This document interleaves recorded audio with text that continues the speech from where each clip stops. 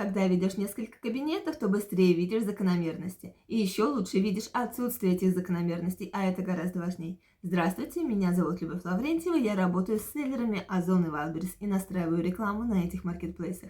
Мы все знаем, что после не значит следствие, но все равно наступаем на эти грабли в двух случаях, если нам это выгодно и если это кажется логичным. Но оба эти варианта все равно не являются доказательством того, что закономерность есть.